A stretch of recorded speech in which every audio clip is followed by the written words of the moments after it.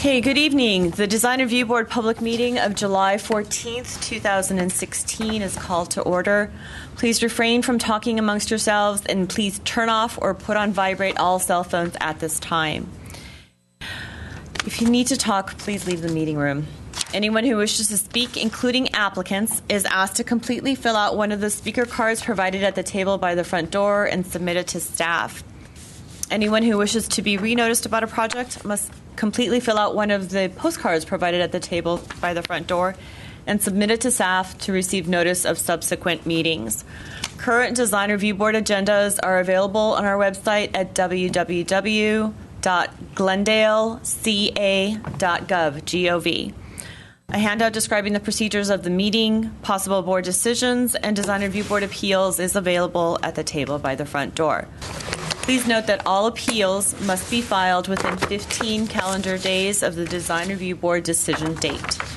The chairperson may reorder agenda items at his discretion. In terms of a roll call, and that would be Board Member Benlian. Here. Board Member Charchian is running just a little bit late. Board Member Malikian. Here. Board Member Mardian. Here. And Chairman Simonian. Present. The report regarding posting of the agenda.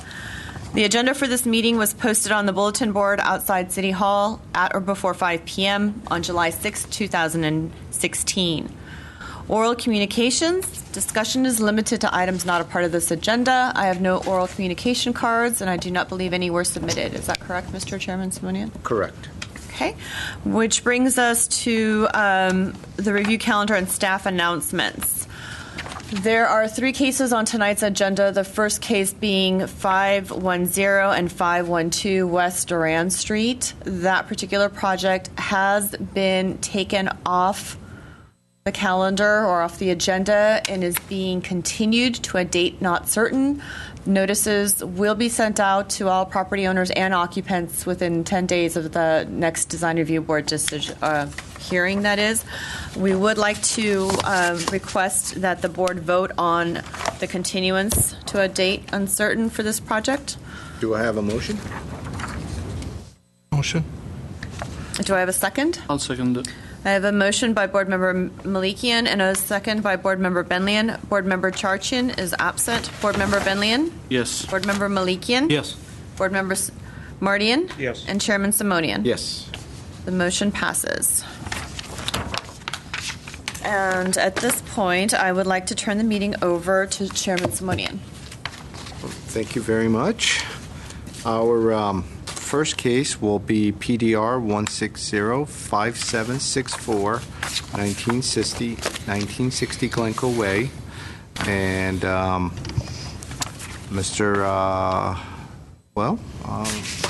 who is our case planner on this? Actually, it's Ms. Eileen Babakanian making her debut presentation Okay. before the Design Review Board. Welcome. Thank you. Welcome. Thank you. Please take over. Okay, sure. Good evening, Design Review Board members. For the project summary, Design Review case number PDR 1605764 before you is a 1,275 square feet two-story addition, including a main floor and a partially depressed basement level, to the front of an existing one-story, 2,170 square foot single-family residence on a 13,953 square foot lot, zoned R1R floor area ratio District 2.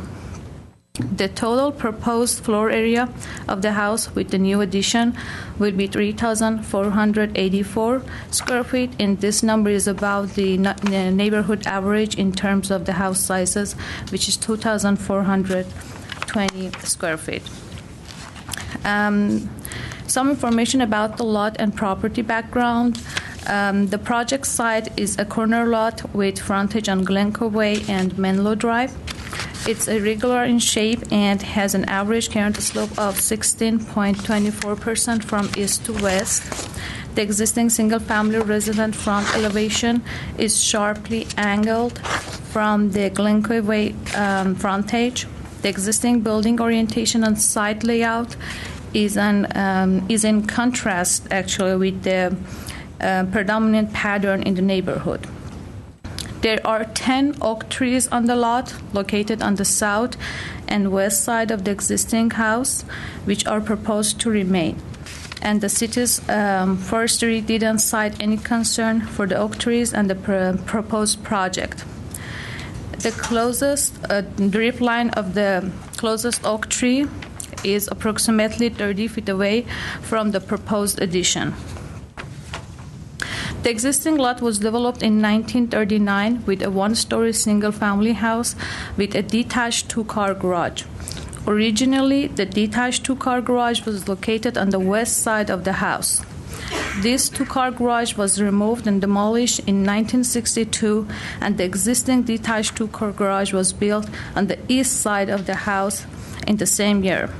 That's why the lot has two driveway accesses from Glendale Way, one for the previous or original detached two-car garage and one from the existing two-car garage. A little bit about the information about the addition. The two-story addition visible from Glendale Way will replace the existing planters, walkways, and original driveway, which currently is used as a secondary parking space. And a new landscape plan will modify the existing planters and paved areas and will eliminate the existing secondary parking space. The addition will be attached to the center of existing residence front facade and will block the view of the existing primary entry. A new covered breezeway will connect the main floor of the proposed addition to the existing residence. The 612 square feet of the addition at the main level will include a bedroom, voice studio, and an entry porch. The 663 square feet at the basement level of the addition will include 2 rooms, an interior spiral space case, and a tunneled passage connection to the existing subterranean basement of the house. The 1,275 square feet addition's cross gable roof, building mass, and proportion appear to be consistent with the existing volume of the house and surrounding neighborhood. The roof ridge of the proposed addition will be approximately 1 feet and 2 inches lower than the existing roof ridge. However, due to the gradual slope of the lot from east to west, the proposed addition will increase the overall height of the residence from approximately 17 feet to 22 feet. And the breezeway roof ridge is approximately 3 feet lower than the existing roof ridge, which helps to minimize the massing of the new addition and also directs the location of the front and rear of the house. The existing single-family residence and detached two-car garage and driveway will remain unchanged. The proposed design and building material of the addition match the existing style, colors, finishes, and materials. Staff thinks the proposed location for the addition is appropriate based on the site layout, available open space on the lot, and the existence of the oak trees. Staff recommends that the board approve the proposed project without conditions. And that was my presentation. Do we have questions for staff? I have one question, Mr. Chair. Yes. My question is actually, I know you mentioned it in the staff report, but that driveway that exists right now will be closed? Is that because it's not mentioned on the plan? There's a driveway that goes into that back portion right there, where the addition is going to take place. That's the existing driveway. Right, that will be closed though. It will be closed, and it's not going to be closed, but it will be converted to the walkway and landscaped area. But is the apron going to stay? Yes. That whole apron is going to stay? So. Yes. Apron off the property line is going to stay, so you're going to have 2 driveways, but one of them is going to lead into the... One of them will be just leads to the house as a walkway, and the other is the actual driveway for the detached two-car garage. But that's a pretty That's large... fine. I'm talking about this area here. This one right here. Which is right in here. Yes. I mean, there is an apron right now in here, but are they going to close this portion and just leave this one alone or totally close this? We didn't say anything in our staff report about that, closing the... I think, if I'm not mistaken, it's on the... Give me a minute.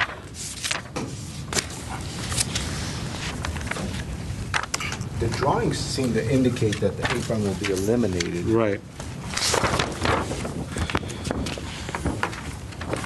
We want to make sure it's closed, though. That's right. We could condition that. Yeah, Oh, I'll we- come back to that.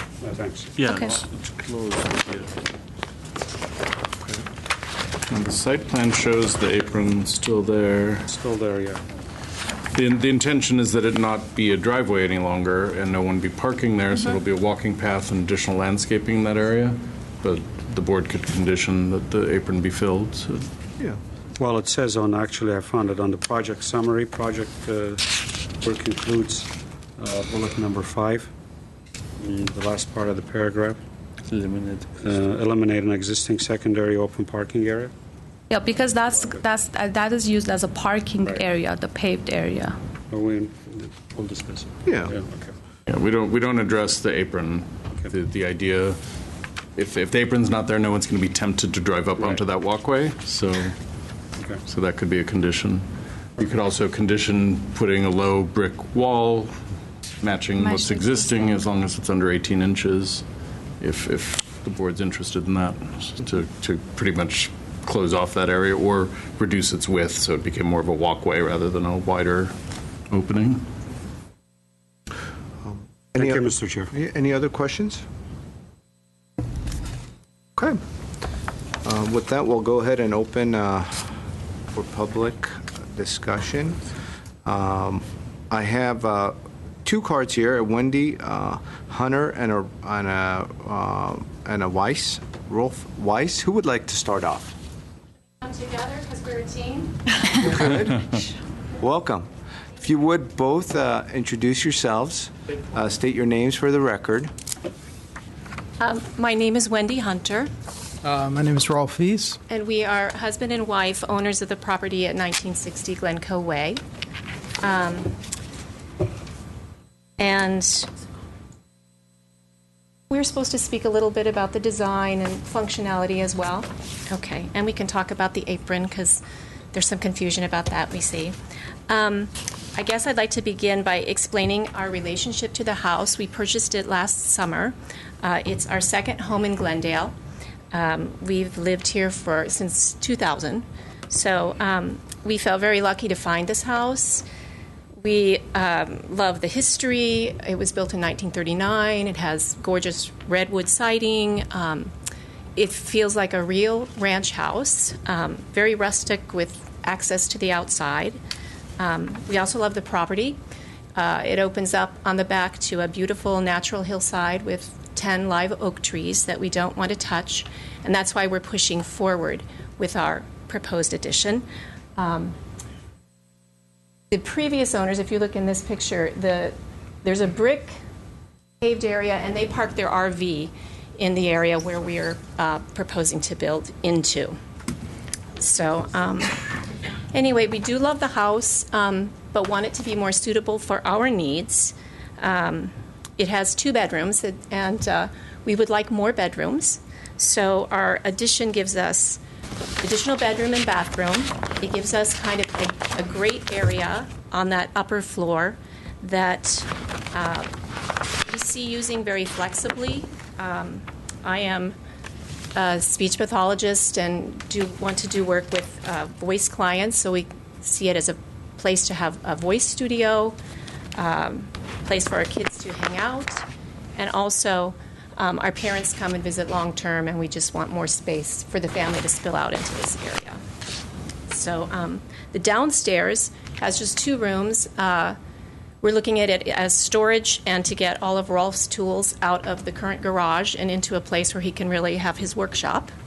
So that's what's going downstairs. The design of the structure matches the original design of the house in terms of the roof, the siding, the windows, and the shutters.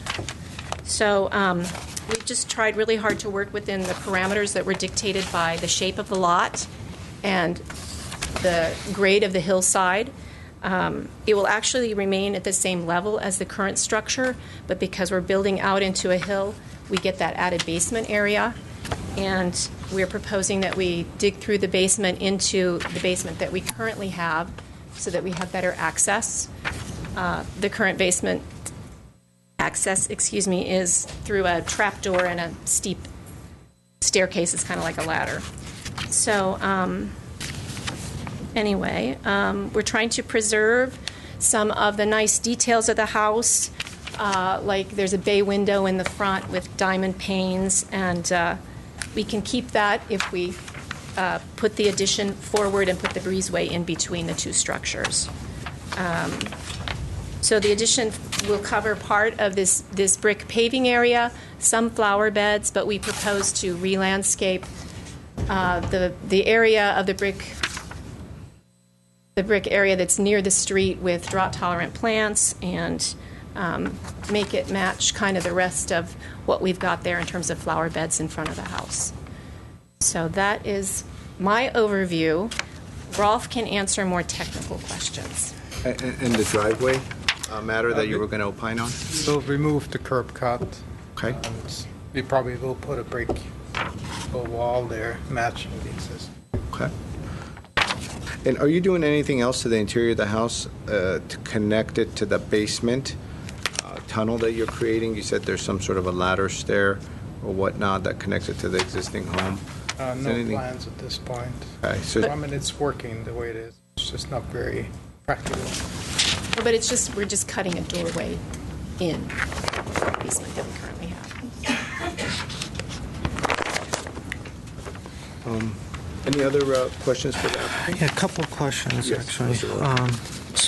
So I'm looking at these drawings, and I live close but far away, far enough that I don't need to recuse myself, so I just want to put that on the record.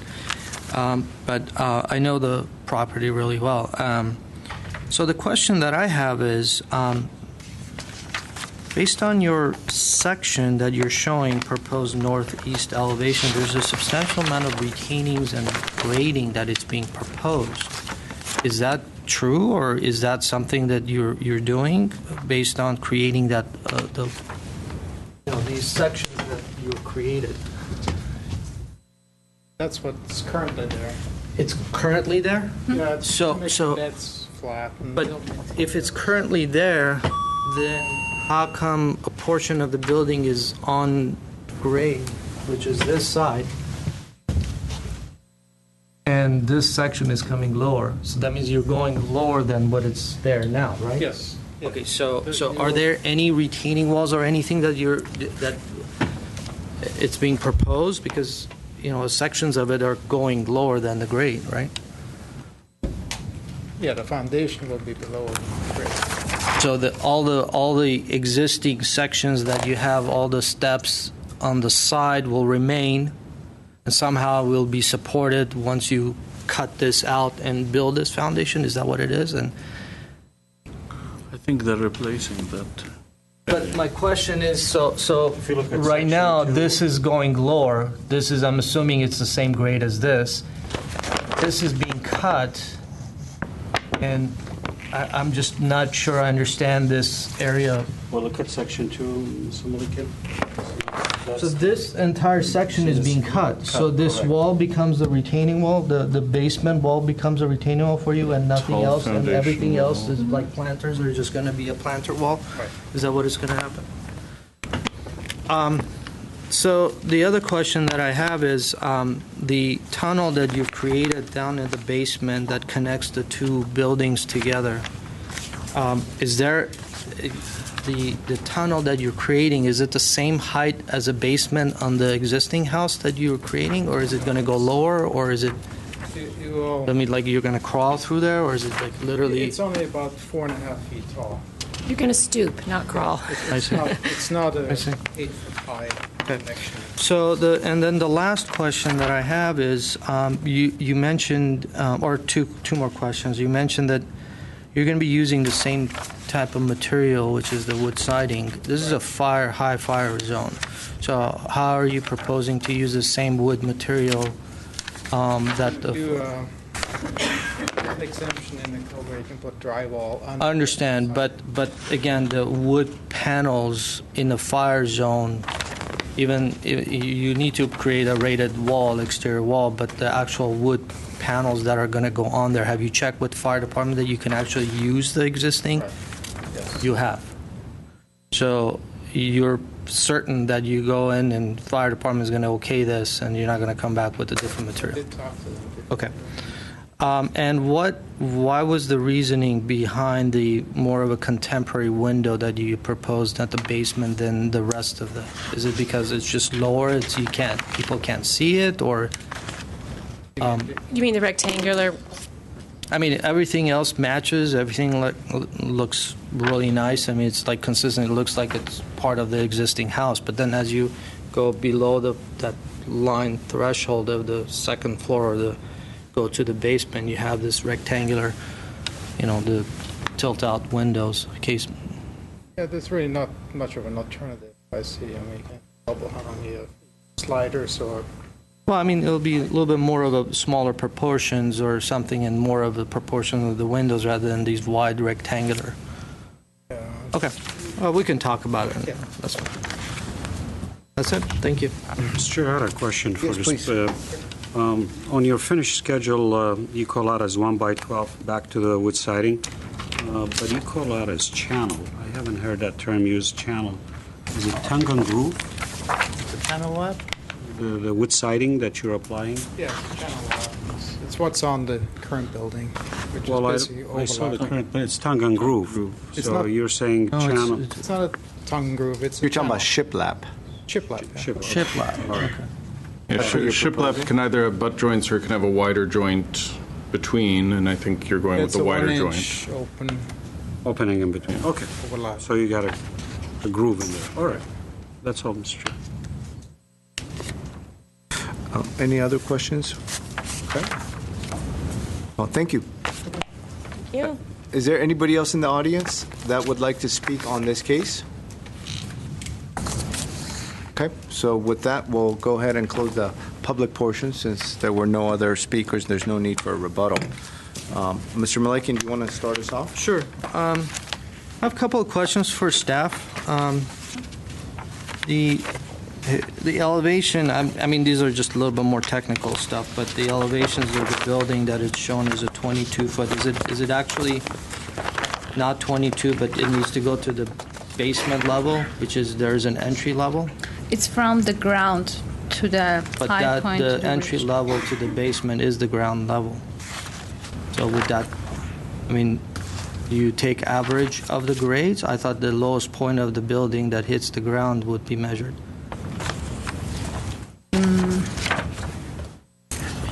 No, there's a stair, there's an areaway for the stair coming down. So what Mr. Malikan's saying is technically that Technically is the where the portion. building is coming out of the ground. They're showing it at the grade level of kind of the rear facade.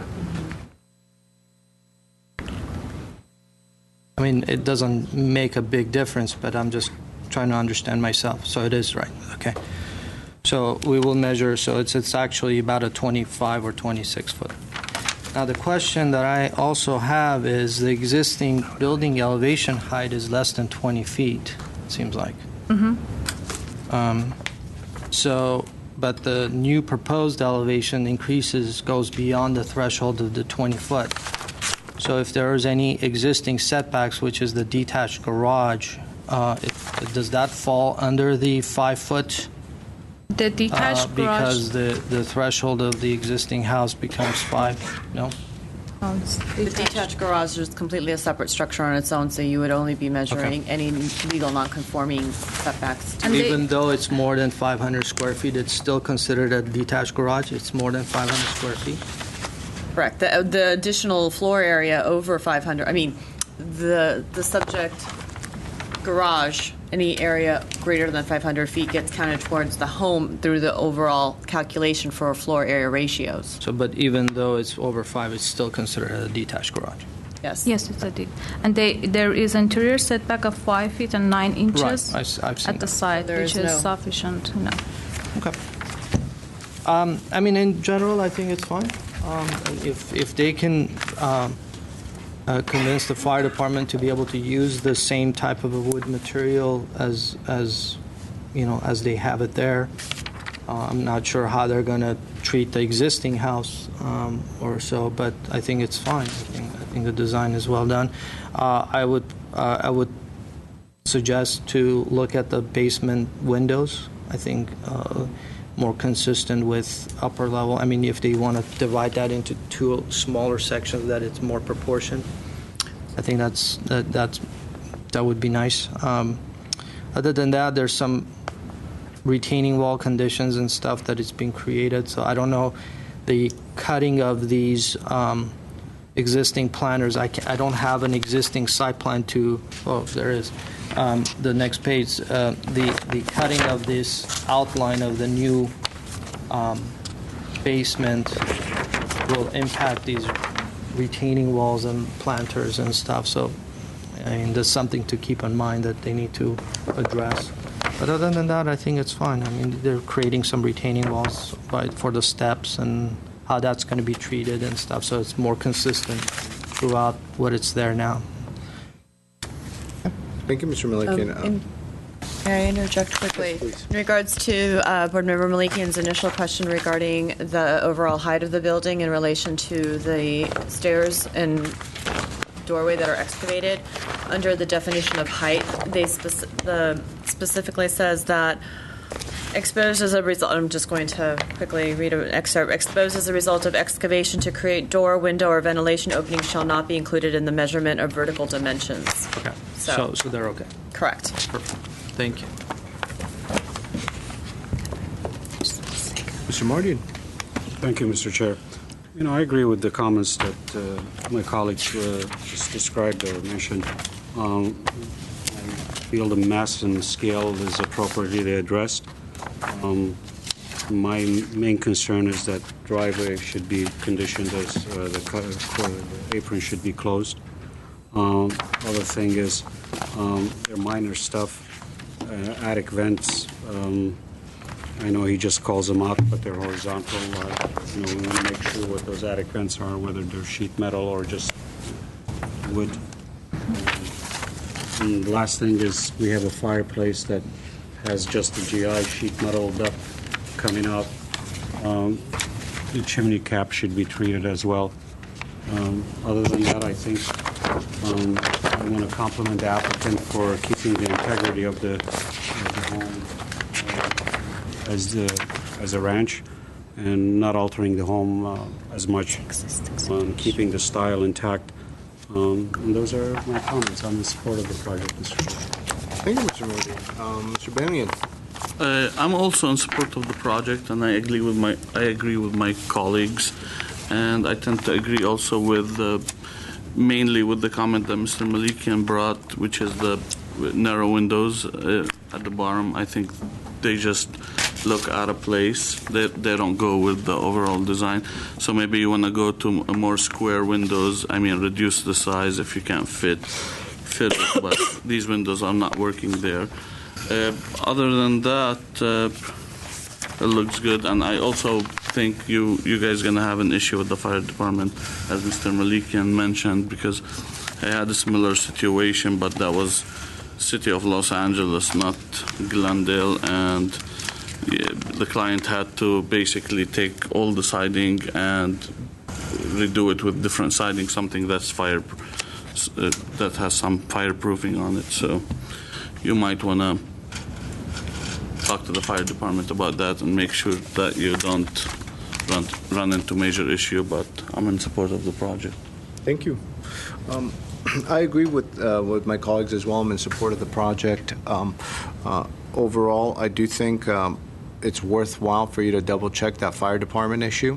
And perhaps what we could do is just provide an alternative that if the natural wood is not an option, then maybe they could use some sort of a cementitious siding, like a hardy siding or something that is that 1x12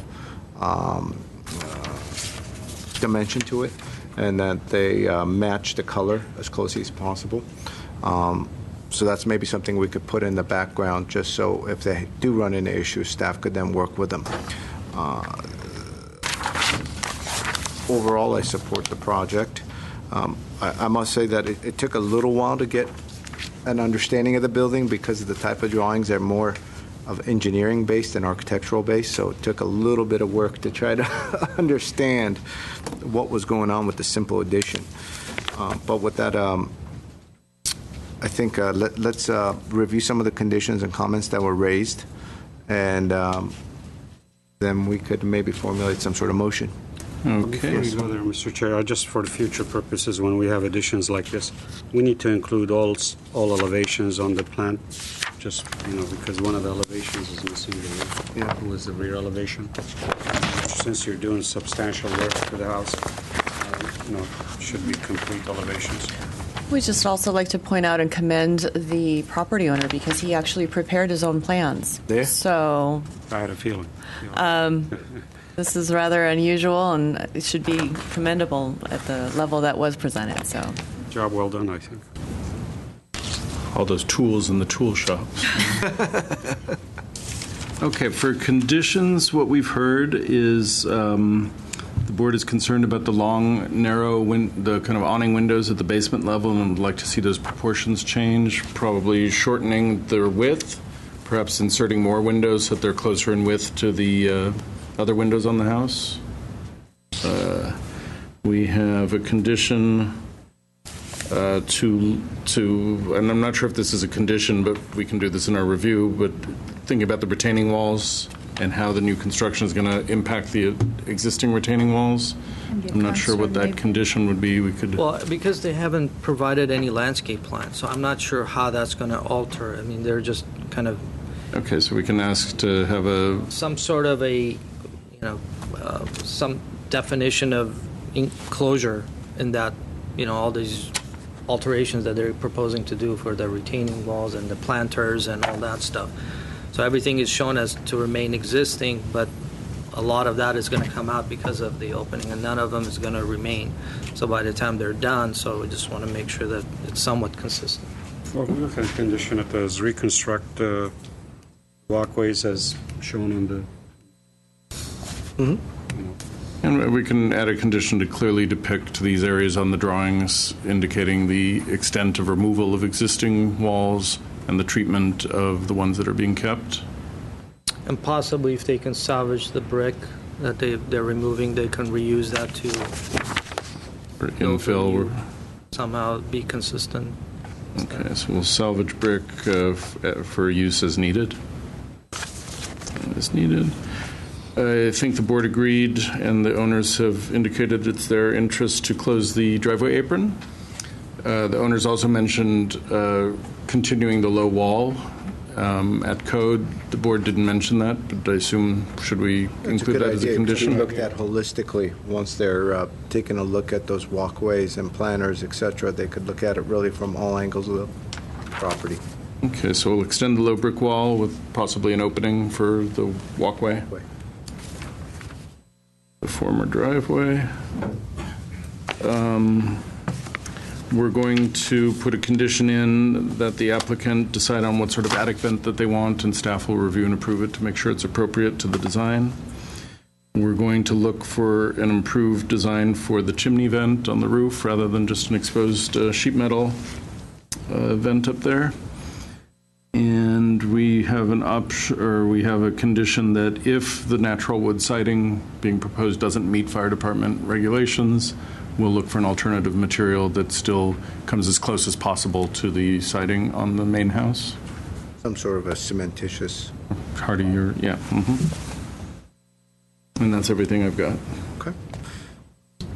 Can I get a motion? I'll make a motion to approve the project with the conditions stated. I'll second that.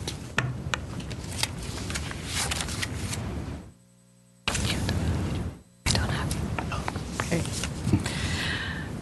And I apologize. There was a second by Board Member Benlian, and there was a motion by Board Member Mardian. So in terms of a roll call, Board Member Malikian? Yes. Board Member Mardian? Yes. Board Member Benlian? Yes. And Chairman Simonian? Yes. Okay, the motion passes 4-0 to approve with conditions. Mr. Chair, I would like to recuse myself from the next project, and I'm stepping away. So, Thank you. thank you. And for the record, Board Member Charchian is still absent. Yes, and that is And being so we noted. could start the hearing, and if he does happen to come back, he'll just join us. Okay.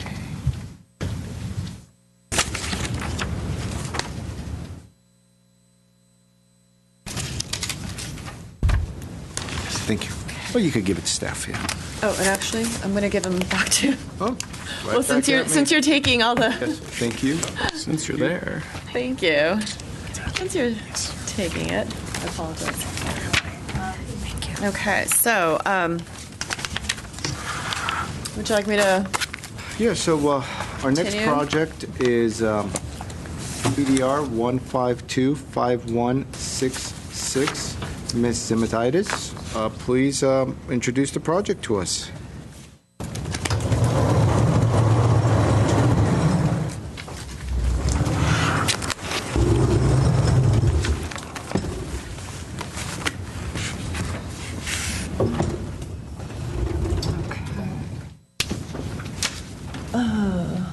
Board members, Chairman Simonian, the project before you is a new single-family, three-story residential home, obviously with an attached two-car garage on a 12,990 square foot lot. Zoned R1 single-family residential on a restricted, so it is R1R, single-family residential restricted lot, floor area District 2. The project has been given the address at this point in time as 1792, which is 1792 Cielito Drive. I know that there was quite a bit of confusion from adjacent neighbors with regards to this address, and so this might actually change depending on what the building official ultimately numbers the house. But at this point in time, the project is addressed as 1792 Cielito Drive, and this would be case number PDR 1525166. I believe the aerial image is being pulled up right now by Mr. Platt. And this is a vacant, undeveloped lot on the north side of Cielito Drive between Ridgeview Drive and Deermont Road. Am I in the wrong place then? And yes, actually, if I'm gonna come back. Help me. Here, I'm gonna Annette, do it. Go just ahead. show me here. Let me show you. Yeah. It points it above, and Google's going crazy lately. that is one of the reasons why. So if you take a look at the aerial image behind you, you'll notice that it is the lot that I am circling with the arrow. So it is around the bend. And so this is Deermont Road. Cielito pulls a hairpin turn, comes around, stretches for a flat roof. Here is the project site located right here, and then continues on to Ridgeview. So again, it would be this location. And if you would like a street view, the best one would be here, facing north. So you'll notice that there's an existing retaining wall, there's an existing power pole, that there is a guy wire that is going to be relocated. And this is just a little bit closer. So the actual house is being built into this particular divot at the bottom of the upsloped lot. What's the purpose of that existing retaining wall?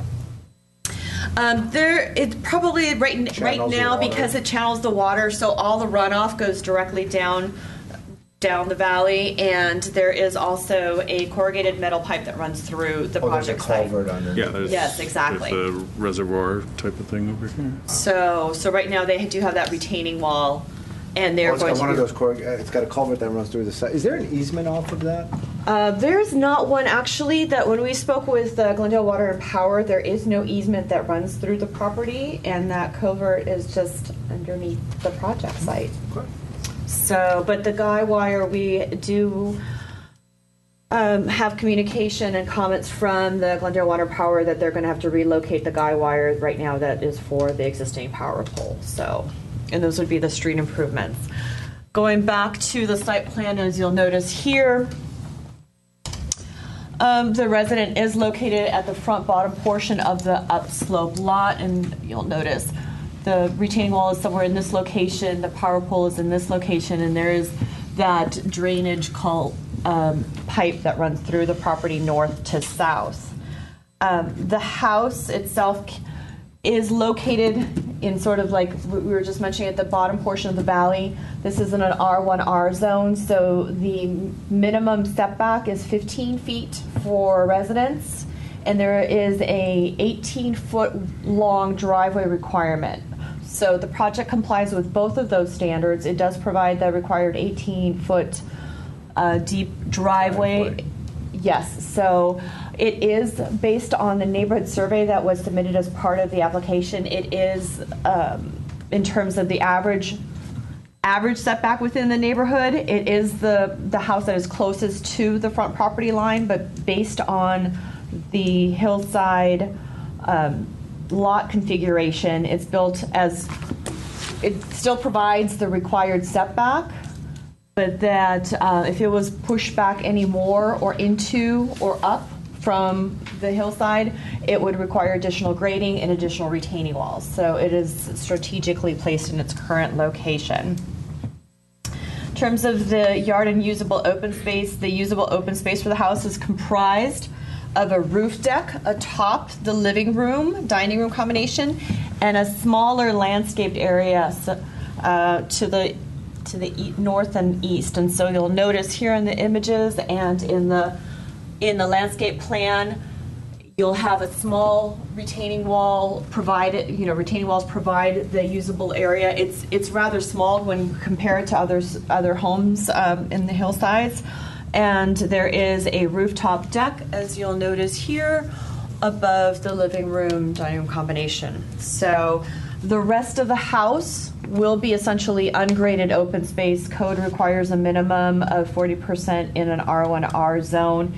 In this case, they are providing 8,700 square feet of ungraded open space, whereas the minimum would be 5,100 square feet. So they still allow and maintain a great portion of their lot ungraded. As I mentioned, the attached two-car garage is cut into the hillside and is directly accessed from Cielito Drive. The driveway is sited at the shallowest portion of the street front setback. It meets the 18-foot driveway length, and it will be finished in decorative brick pavers, and decorative paving is required by code. The majority of the upslope lot, as I mentioned, behind the house, with the exception of the yard, will remain as is and ungraded. All proposed landscaping is drought tolerant, situated around the proposed house, and compatible with the proposed Spanish Mediterranean style of the home. The site design maximizes the water permeability by minimizing the paved areas, the hardscape, using permeable paving materials, and preserving the open space drainage ways when feasible. The minimal decorative code-compliant retaining walls complement the building and are proposed only where necessary. This would be at the base of the house to create the stairwell. Here are the front stairs, behind the house and to the westerly side to create that little flat area behind the house. And we should also note that the hillside design guidelines suggest that some grading is preferable to eliminate the use of excessive retaining walls, and that the project does not have substantial grading that greatly alters the topography or results in flat pads that are discouraged by the guidelines. Regards to mass and scale, and this is again in compliance with the hillside design guidelines, the residence is built into the hillside to reduce the appearance of a monumental residence and structure form. The form also follows the topography, so you'll note that it is a 3-story building. It does meet the max, or I should say it is compliance with the code, which would limit you to a 3-story, 32-foot in height building. It is staggered, so you have the garage plus the living room, and then the building form, the highest building form, is pushed back into the hillside, and so there is the terracing effect that is obviously encouraged by the hillside design guidelines. The proposed three-level house has an overall height, and again, this would be permitted by code of 35 feet from the lowest point to the top of the roof ridge. And this, again, the staggering effect mimics the site's topography. The proposed side gable roof is consistent with the architectural concept and the overall building design, and it's appropriately scaled and proportioned for the structure. The shed roofs are also used on the front elevation facing Cielito driveway and on the lower levels to help break up the mass as seen from the street. In terms of design detailing, last but not least, obviously it's a Spanish Mediterranean architectural style. It fits within the hillside neighborhood context. The proposed materials, which would include smooth stucco walls, two-piece clay tile roof, terracotta tile, decorative wood trellises and railings, recessed wood doors and pavers, are all consistent with the proposed style, and the color palette is appropriate for the architectural design of the project and consistent throughout the proposal. That concludes staff's brief presentation. I'm available to answer any questions you may have. Questions for staff? The only question I had, I think she may have answered it, so the drainage is going to be rerouted and come down from the side, Correct. but the top portion will remain. Yes. The existing pipe. The The existing pipe will remain, correct. There are 3 conditions of approval that are recommended by staff. One would be to show the roof drainage, the gutters and downspouts on the elevations for review by staff prior to contract submittal. Second would be to accommodate any of the site drainage in a concealed manner. And 3, to provide cut sheets and locations of all light fixtures. I received 3 phone calls and 1 individual came to the counter. The majority of the phone calls were in regards to the addressing confusion. So there was also some concern from one of the individuals who came to the counter that the fact that right now it's somewhat on a hairpin, not a hairpin, but it's Cielito hairpins terms, and then sort of it evens out here. What about on-site parking? I confirmed with the traffic and transportation staff, and this would be with Wayne Co., that the area here located on Cielito Drive has a 30-foot wide roadway width. Parking is not prohibited at this location. It is permitted. They would be required to obtain a street use permit for any construction on the vehicles, because the construction vehicles on the roadway for use.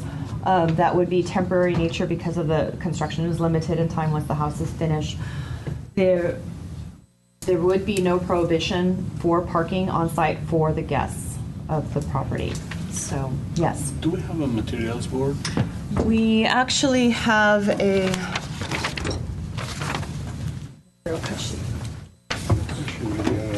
Isn't the fire department going to require, in addition to the landscaping that he has, the hillside to be landscaped?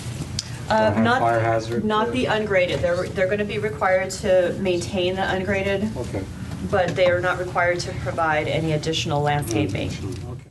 So, and I'll just go ahead and let the record show that Board Member Charchian joined us at 6 o'clock when he was able to, and none of the information that I gave in my presentation, I should say all of the information that I just gave in my presentation was spelled out in detail in the staff report that was submitted to all the board members in your packets last week. So there was nothing that you missed out of the ordinary. And for the record, I have read the staff report, so. So yes, thank you from that. So any other questions? Any other questions for staff? Okay. Thank you. Great, thank you. With that, we'll start off with designer Arnett Minassians. Welcome.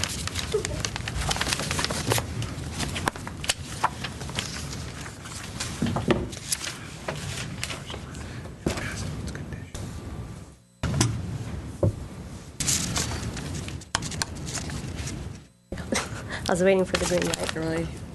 So I'm. And your your name and name? address my for the name record. is Annette Minassian. Address is 2255 Honolulu Avenue, Suite 1A in Montrose. Welcome. Thank you. I'm here to answer any questions. If you guys have any questions about the design, I'm going to try my best and answer them. I had a question, Mr. Sure, Chair. Mr. Martin. Mr. Minassian, I know maybe, I don't know where this design element derived from. Was there a, what was the rationale, actually, I should say, about the roof element and the carved post? The reason I'm asking that question is because the building already cantilevers out, and the entry is pretty much recessed. So it makes it a little more darker to create that element. Was there any rationale that you needed that element? It's actually funny that you bring that up. That actually we had a design prior to that without that. Okay. And that was a staff recommendation to kind of bring that so it can match the right side where the two sliding doors are above the garage. So that's why it's there. And I have, if you want to see, I have renderings of the prior, what it looked like without that.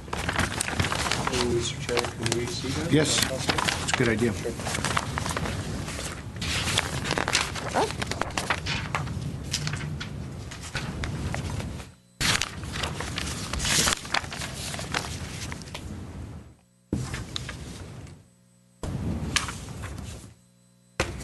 It's fine.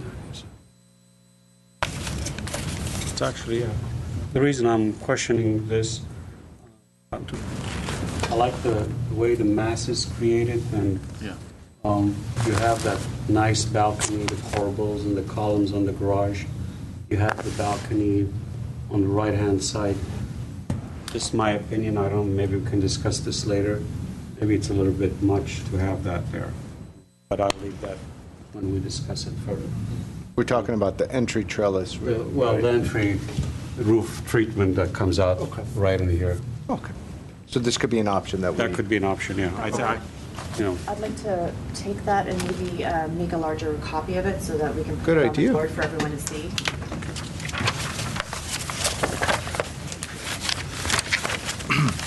That's all, Mr. Chair. That's. Can I see it real quick? Any other questions for the designer for now? Let me just check my notes.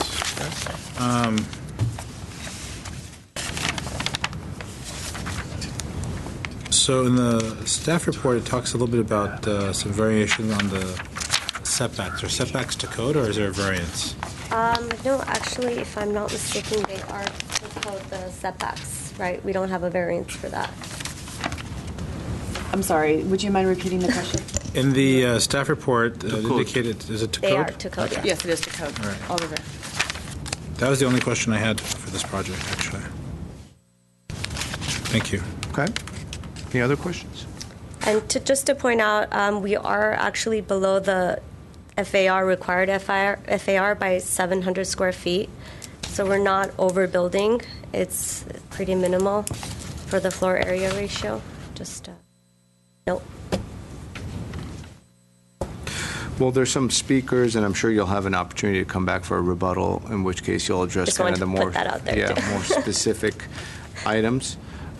Okay, thank you. Thank you. The next speaker is the owner, Ms. Alice Kakjan. Not the owner. Oh, it's indicated as owner. So, oh, I see. It's been crossed off, and then neighbors also checked as well. Very good. We'll go ahead and start with you. Well, let me backtrack. Is there others from the design team that would like to speak? Because I see the civil engineer might be here. The civil engineer is here. I don't know if you Have you turned in a card yet? If not, you could turn one in later. Yes, I have. Mr. Bogosian's card is up there, Okay. or it should be. Welcome, Mr. Boosian. Good afternoon, Mr. Chairman and members of Design Review Board and city staff. My name is George Bogosian. My address is 1111 North Brand Boulevard, Suite 202, Glendale. I'm the civil engineer of this project, and I'm sure there will be speakers that if they have any questions, I will be here to answer. As far as a civil engineer, I think they have done the architect has done a great job in meeting the requirements of the hillside development criteria. And I believe this is with the sections showing the way what you can see. It's just beautiful project, and I hope you will consider this project. And any other questions as it may come, I will be very glad to answer you in detail. And the quantity for the fill and cut, just to remind you, it's below 1,600. It's a very nice project. Thank you very much. Thank you. Do we have any questions for the civil engineer? I have a question, Mr. Bogosian. I'm looking at the sections. I know somehow this is going to be built structurally. You have grade beams and piles. Then I look at the grading plan on the section, which shows, regular footings with a keep. That's correct. Which one? I'm just curious. Which one is it? The piles and grade beam are set only because of as you know, the requirements of the soils engineer and geologist. That's why we have. Otherwise, they are 5-foot walls, maximum 5-foot walls in series in the back, as you can see it. All right. And the reason of pile and grade beam is to sustain structurally all the slope. Well, I understand that. Just because I wasn't sure which, these sections showed piles, the other one showed regular footing, so I wasn't sure whether there's still. That's the reason. Yes, you're right. Thank you, Mr. Bogosian. I do appreciate all the detail you've put in with the top of wall spot elevations. It's kind of nice that we get that kind of level of detail because it Thank you very clarify the site orientation, the drainage, the cut and fill, etc. It's Oh, very by helpful. the way, now that you brought it up, it's very important. The drainage, existing drainage, we are not altering.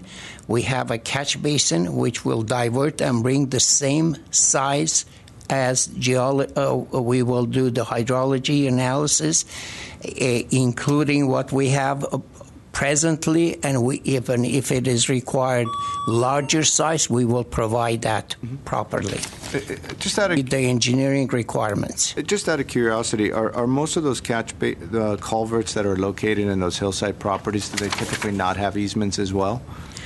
Not necessarily. Sometimes they do. So it just depends. It depends. On this case, they don't have any easement. But you're it was rerouting just it set aside for the purpose of sometimes the city requires to put it in because of at the time what has occurred. Understood. Yeah. Okay. Thank you. You're welcome.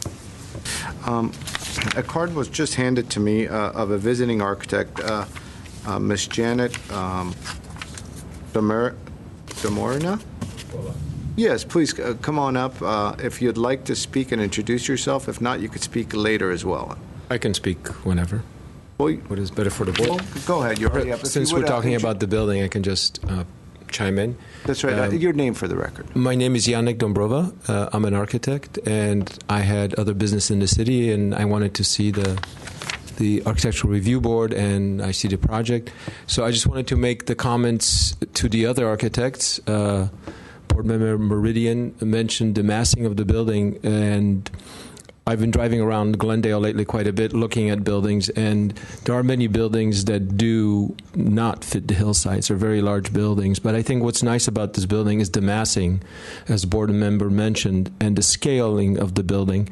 Its slope of the roofs following the slope of the hillside, the colorization of the building. And I think there's a certain scale that the Spanish colonial buildings that are well done managed to achieve, and this building does that very well. So I would like to add that to the other parts of the record that are here, and my pleasure to be able to comment. Yeah. Thank you. Thank you. And so we shall move on to the next speaker, who is Alice Kakjan.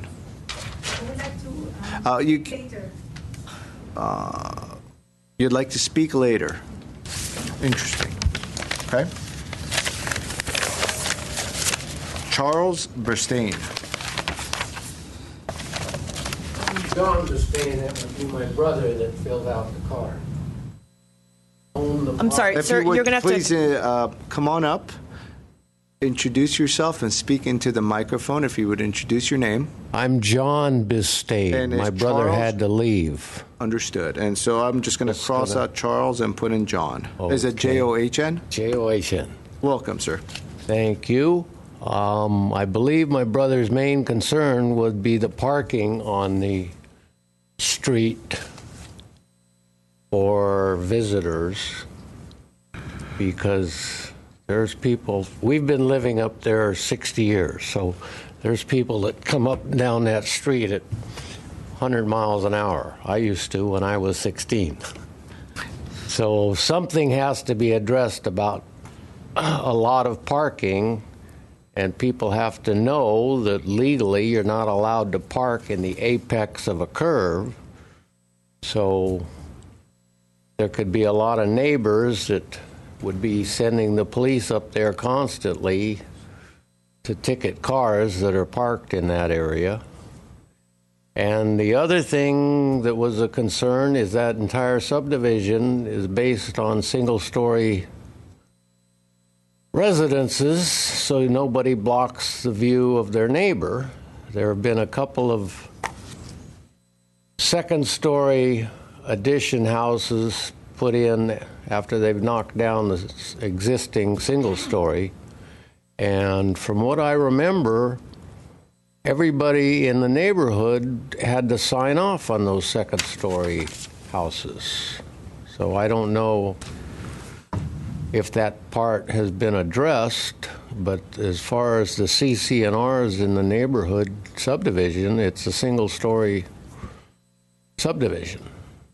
So that would be about my only concern. Okay. Quick question for staff. As far as the parking is concerned, I thought I heard earlier that parking is allowed on the street. Could you clarify, because this gentleman's saying that it's not allowed and that it might be... On the apex of a curve on a mountain road, you're not allowed to park. I'd like to have staff just address that one item. But we don't really need you up here. Thank you so much. Thank you for your time. Thank you.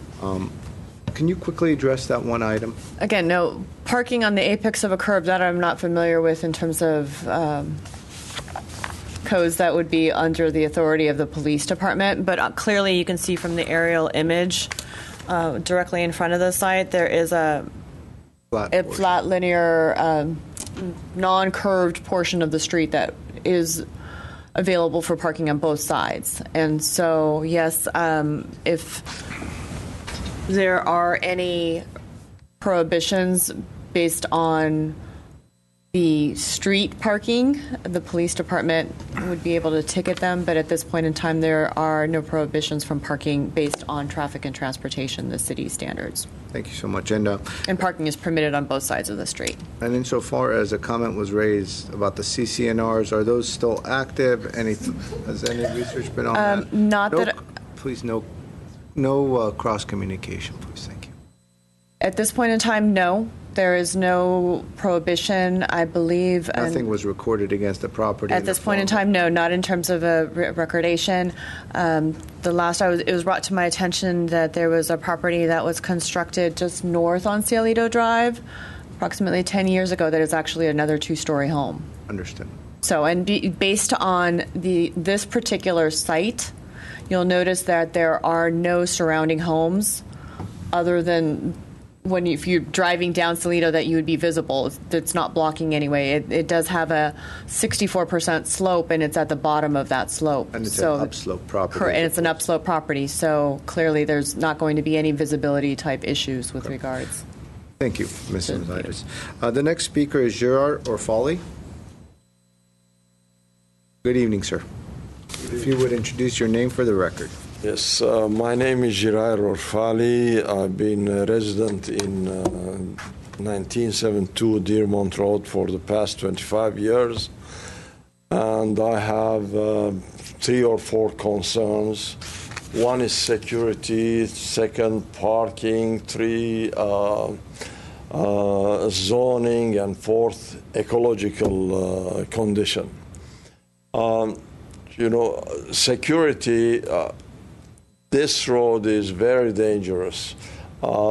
People at my age, when I come down or go up, there are young people on the hilltop, There will be a truck when the construction is done, there will be a truck People like me will come down 25 or 30 miles, but the young people, they won't see it. They might hit you from the back or from the front.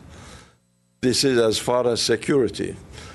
And second, the traffic. The road is not wide enough for parking or anything. If you go down there, you'll see that it's hardly 25, maybe 26 feet. Third, it's out of place 3 stories. In all Dearmont, you cannot find even one house which is higher than 1 story. And we are very happy with that. And the fourth, ecologically, we are in Dearmont, and the deers come and graze there, and we are very happy with the deers being there. With this building there, it will negate all these 4 concerns that I have. That's it. Thank you. Thank you so much for taking the time to join us this evening. Sam Conrad. Good evening, sir. Thank you.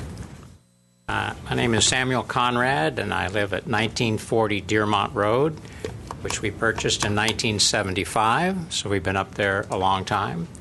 In fact, we were there at a time when the city officials actually felt that it was really important to maintain a serene view of Verdugo Mountain as seen from the main city, and particularly up Brand Boulevard.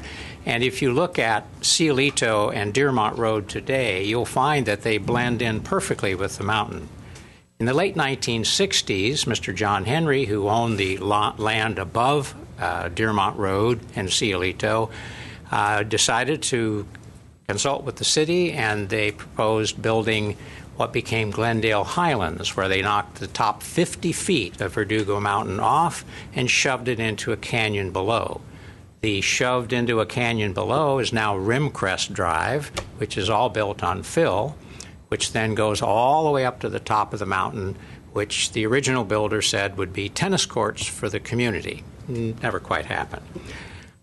Being there for 41 years, I drive up and down that road on Cielito every day, and so do all of my neighbors, and quite a few of us are there.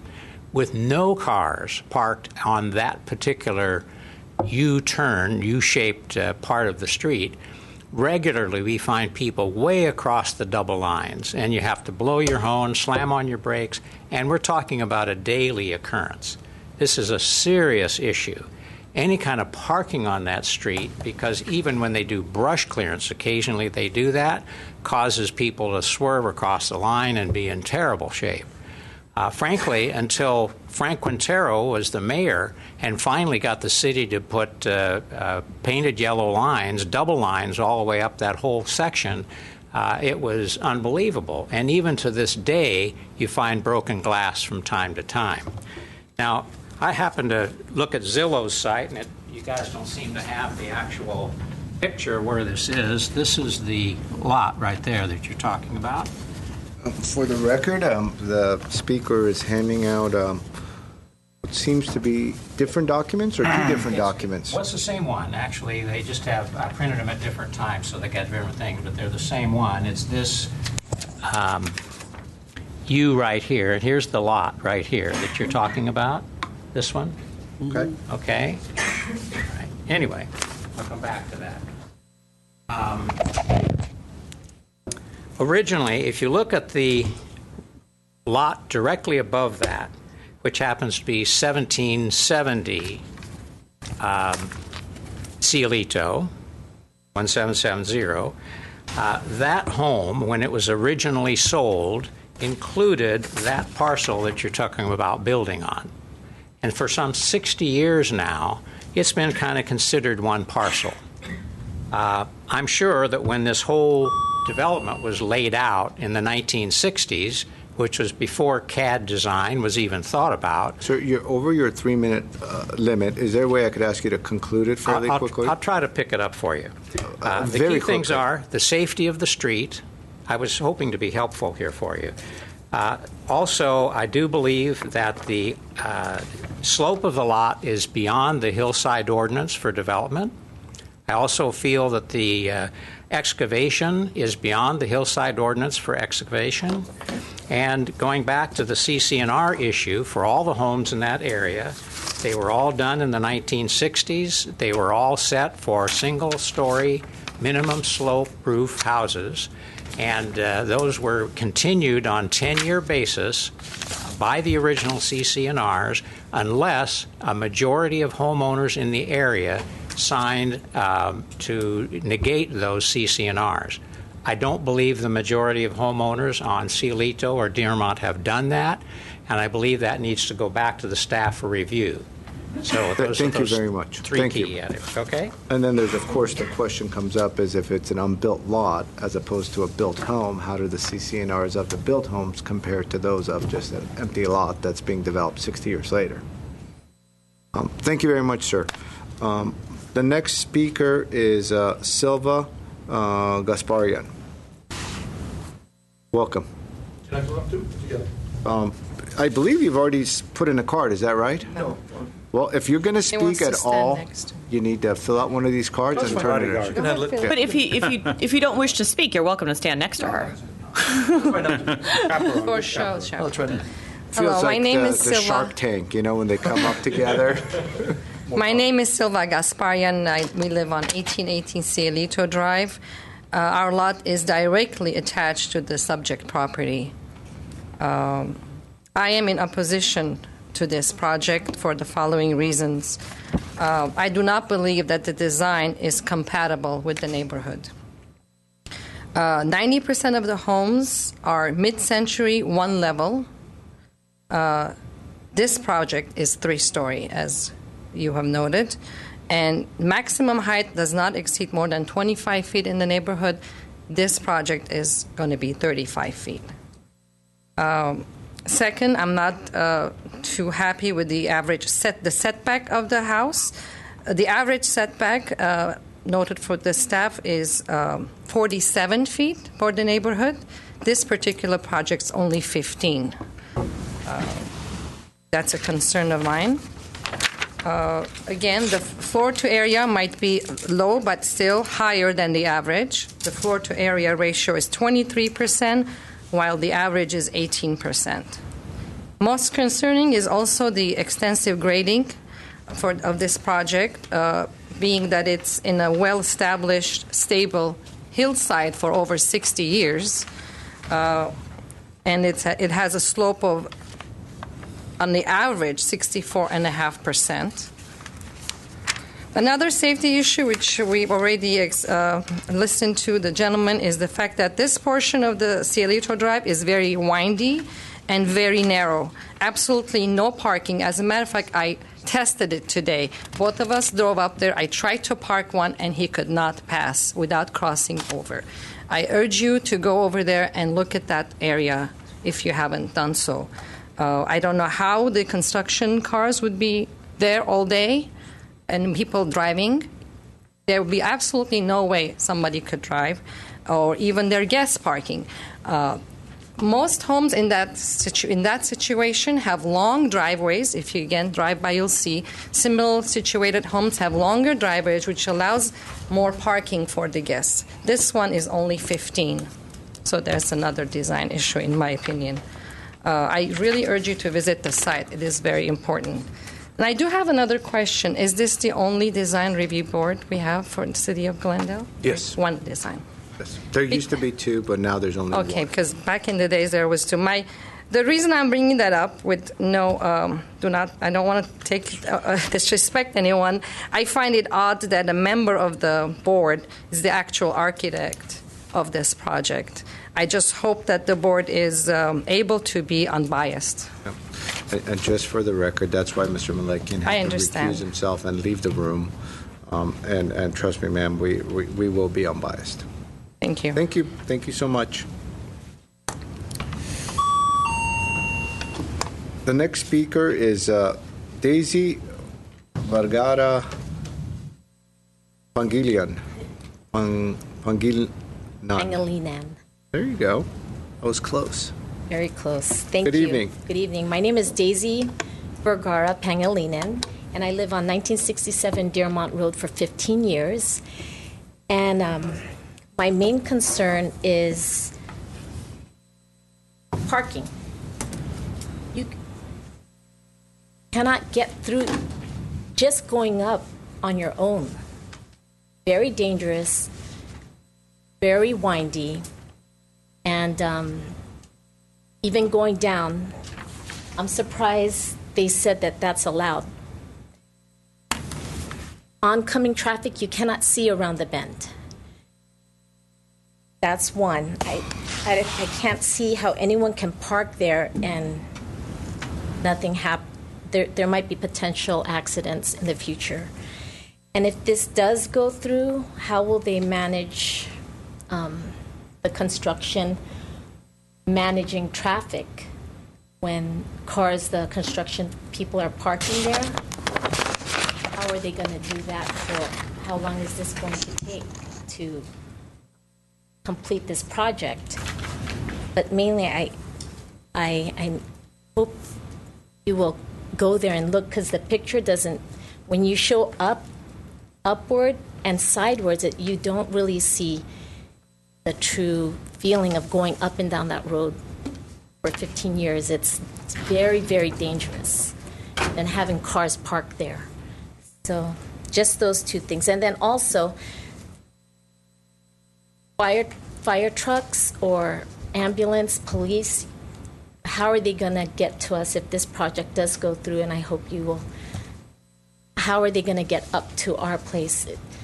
Going around the other way on Pacific is so much farther than.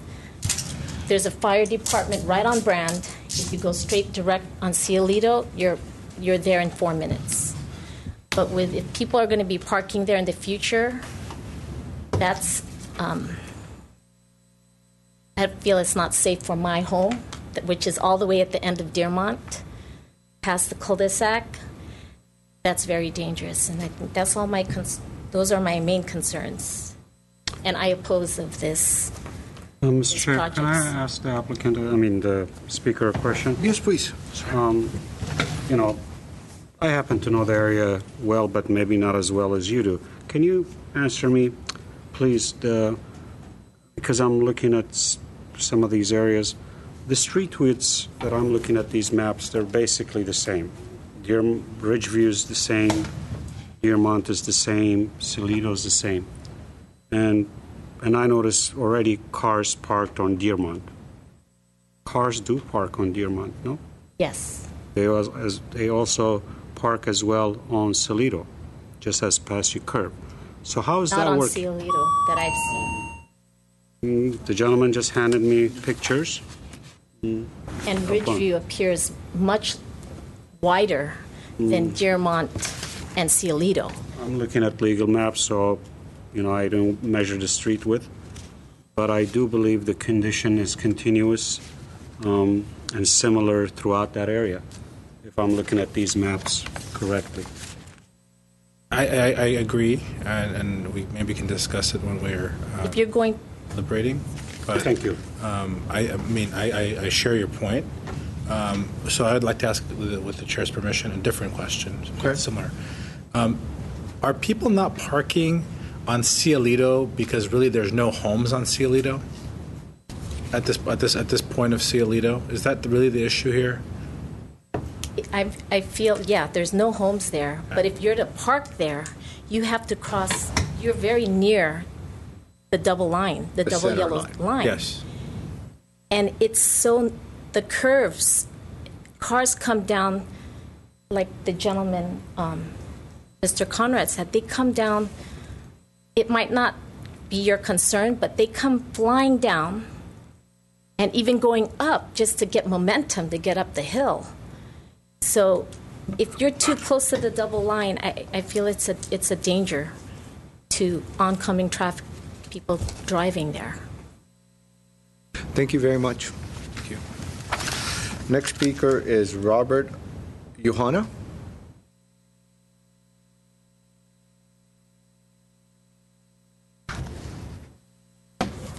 Hi, my name is Robert Yohanna. I live on 1963 Dearmont Road. I purchased the property in 1986. There was a CCNR on there that you could not build second story on any homes. There's a CCNR, if you look at it, that it says you cannot build any properties for more than one story. And this is a three-story house. It does not consist with the rest of them.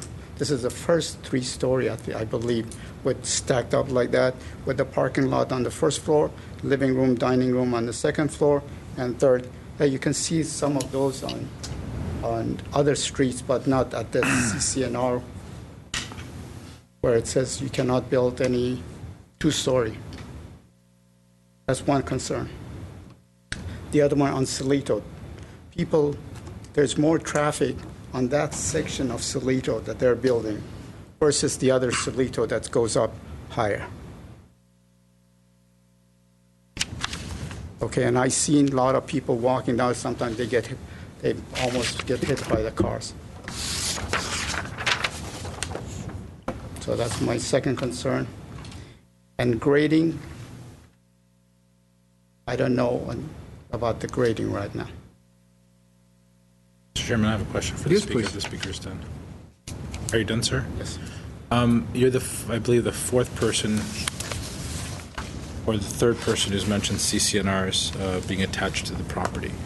Do you have a copy, or have you referenced a copy recently of what you're referencing as a CCNR? Well, at the time that I purchased my property, I thought I was going to build a second story. Then I found out I can't. Okay, and the document that you recall back from 1986 that was referenced as a CCNR on the paperwork that you recall? Yes, that was correct. Was that recorded on your title, or how'd you even find it? It is We can't have cross communication. I'm sorry. It is. I believe it is. It might be recorded. I might have had a copy, but I don't know where it is. Do we have any other questions for the speaker? No. Okay. Thank you. The next speaker is Bertha Yohanna.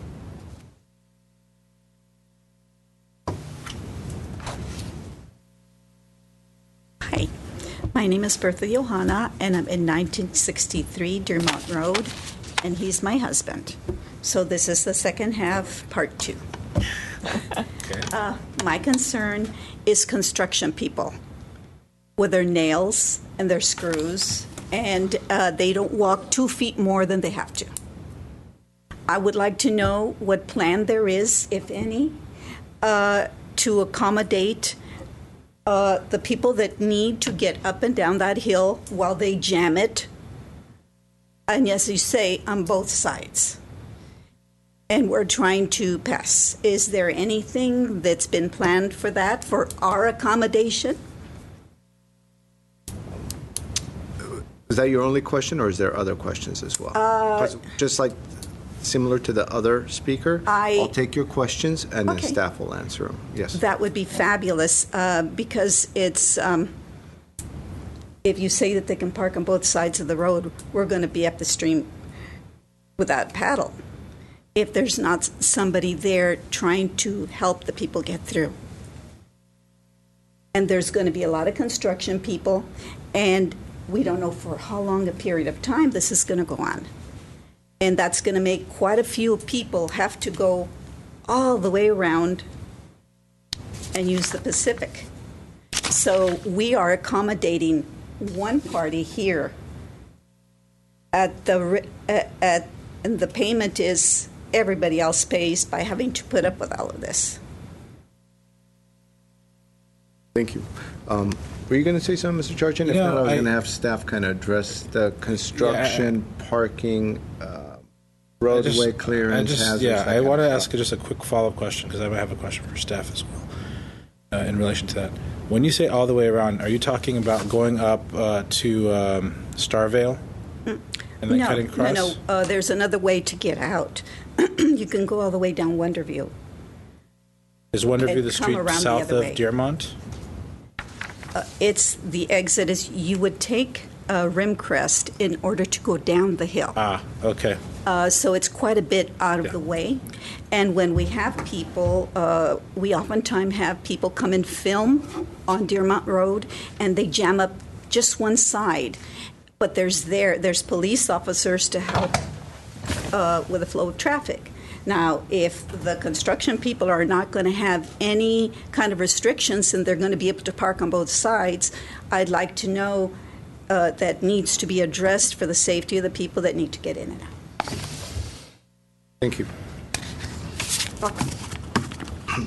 Vilya, can you, and this could occur now or it could be afterwards directly with the speaker, it'd be nice if you could kind of provide some information as to during construction what's really required as far as the workers putting up the slow signs and the stop signs, et cetera, when they're getting heavy equipment that's blocking one of the lanes, and what the overall city procedures are for the hillside areas when or if a house is constructed. Mm-hmm. Is that something you'd like to do afterwards or directly with the speaker or now? Well, and just to repeat, right now, the board is looking at the proposed project based on compatibility with the neighborhood in terms of site plan, mass and scale, and architectural design. When it comes to construction-related issues, and again, this would be a requirement if the project is approved, if the project goes through plan check and a permit is issued. At that point in time, as part of the plan check review and permit issuance, there would be the requirement to get a street use permit if they're going to have any type of construction-related trucks, obviously parking on Cielito Drive. As part of the street use permit, they would also be looking at and addressing any staging areas, whether it's on-site, off-site staging areas. If they're, and you'll notice oftentimes during construction on either narrow streets or busy streets that you'll have those individuals that are required to provide directions and, proceed forward, drive forward, nope, stop, and let the other cars stop, whatnot. The comment that was made by staff is saying that parking on both sides of the street, I guess that was taken not in terms of construction context, but in terms of general parking in the neighborhood, that there is no prohibition on parking. Sometimes you'll see hillside homes where parking is prohibited on one side of the street or not on the other street. Those signs do not exist. So those signs, currently Cielito is not, there is no parking prohibited on one side or the other. Parking is permitted on both sides. So yes, when it comes to actual street use permits or construction-related activity, we can definitely make note that the neighborhood is very, very concerned with the safety and drivability of these hillside streets on Cielito and Deermont and whatnot.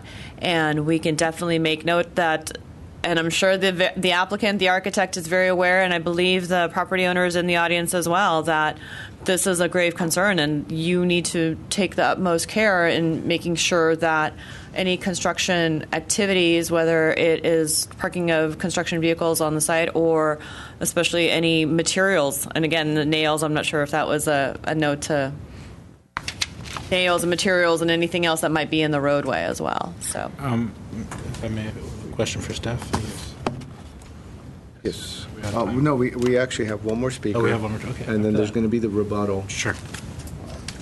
So if you perhaps hold the questions until the end, we'll do it all at once. The last speaker, as far as cards are concerned, is Ms. Alice Kagjan. Welcome. Sorry, I changed my mind. I wanted to talk later. Yes, your name for the record. Yeah, my name is Alice Kakijan. I live at 1930 Deermont Road. And the reason I'm here is I object to this project. My husband is a doctor at Glendale Memorial Hospital. He's a pediatrician, and he needs, this is the only road that we use to go up and down the hill to our house, to go to our house. And if he gets on call, and he is on call most of the time, and when babies are delivered and he needs to get to the babies at the delivery room, he cannot. And the Pacific is too far away from us, and it's just an issue with parking, and it won't work for us. It's just a concern.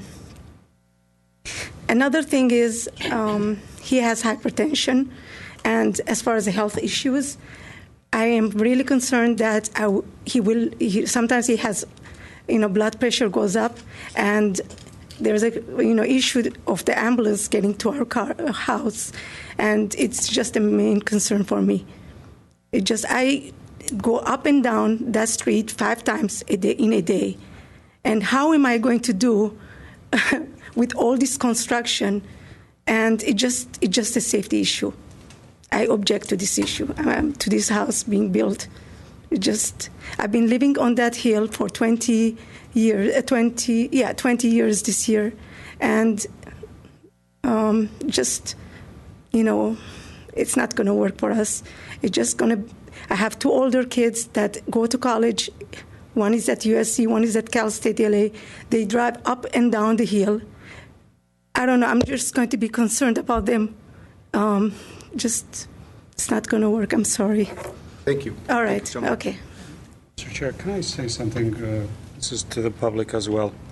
Since it seems like the majority of the neighborhood having the problem with the parking and the access to this area, I'm just going to throw it out.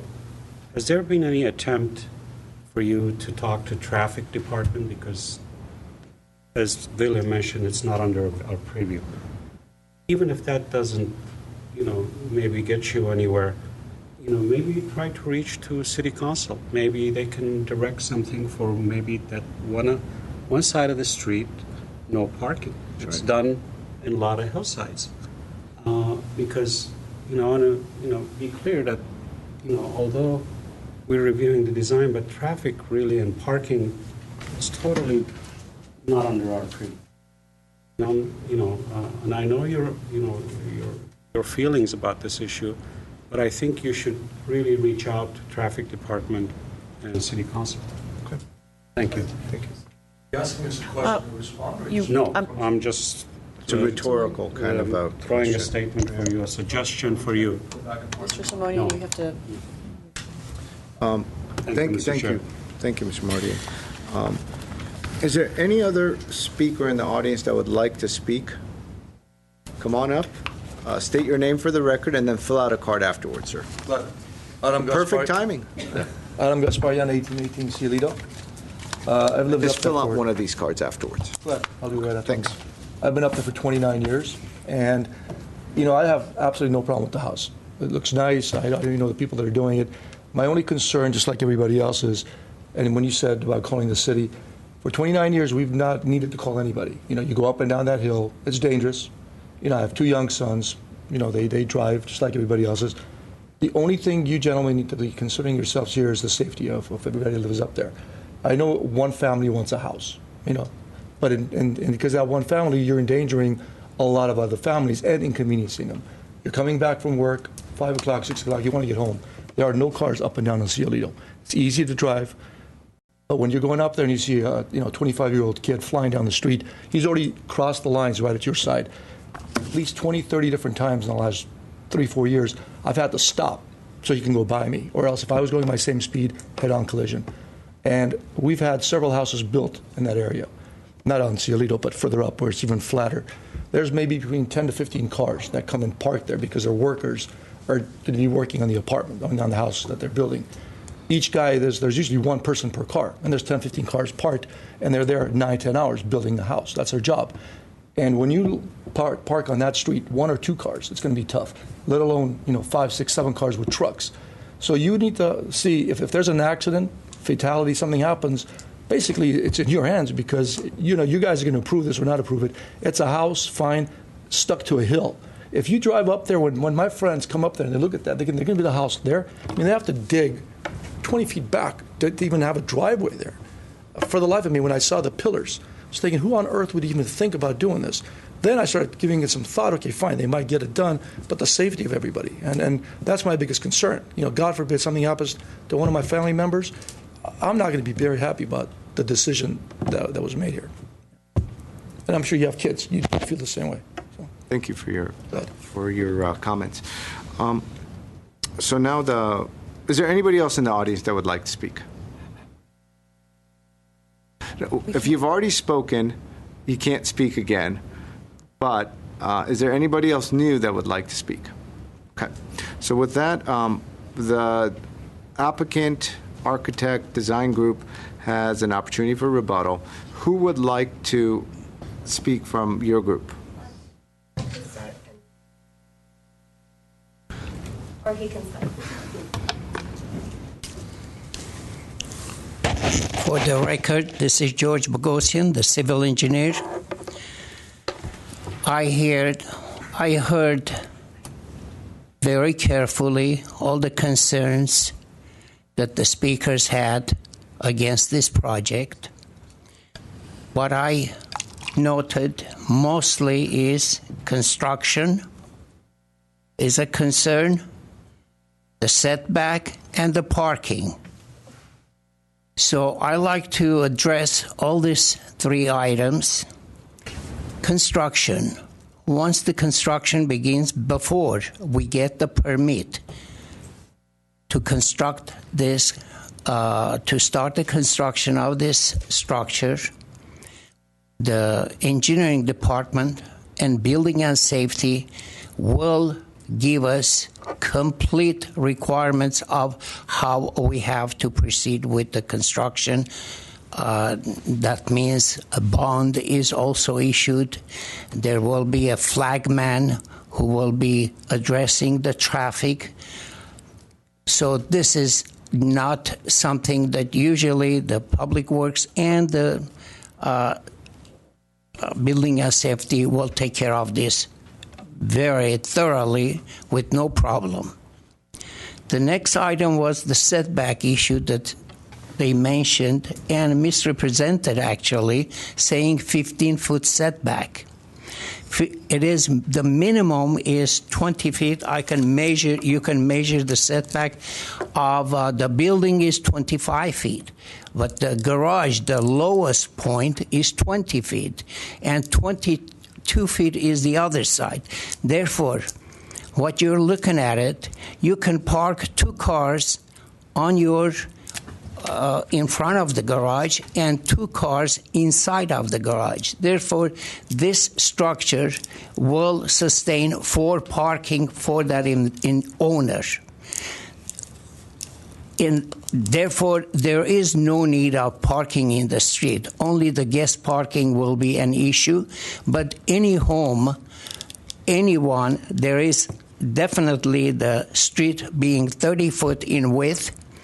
Based on Caltrans requirement, you take 11 foot each one, minimum. 11 foot, that's 22 feet, and 8 feet parking one side is allowed. So it could be one side parking, or else we have streets right now in the city of Glendale, which is 30 feet, and they are parking both sides. One of them is the street that I use for the past 25 years. Sometimes we have to go through the center line and past the center line if they both sides are parked, and we cannot make that same lane thoroughly to drive through. But in any case, this is something could be asked from the traffic department to make it one lane. If the neighbors sign up, as you know, they have to sign and request for it, they can get that approval. Thank you very much. And if you have any additional questions, I will be answering them. Wonderful. Thank you. I had a question for the applicant group. Do you have a title report by any chance? With us? Yes. No. Have you, if you would, please come up and state your name for the record. Annette Minasian. Thank you. As part of your due diligence and research and feasibility of the project, did you review a title report for the project? And I personally have not. No. Okay. And was this CCNR issue ever come up during it has not. Or research, conversations, Not etc.? at all. No. Okay. Do we have any other questions for the applicants in general? Well, the only question I had is the design issue, because we're going to discuss it. And I'm going back to that. Yeah, comment which that I we could made. talk about. Yeah, but for the applicant. For the applicant, I was, do you want that element there or you don't want it? It'll be less of a cost-wise for the owner if that is removed. So, original design had it removed. So, okay, thank preferably. Can I make some comments? Okay. As far as Comments and rebuttal. a rebuttal, sorry.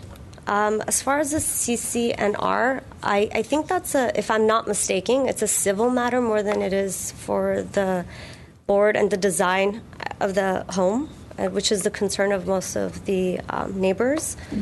And if I'm not mistaken, it's for the heights of the building, for the view, to obstructing views of the houses. There's currently no house in front of this presented project. But I may be incorrect if that's not what the CCNR is exactly for. Staff had similar comments on it as well. Right. I know everyone is concerned about the speeding and all the cars.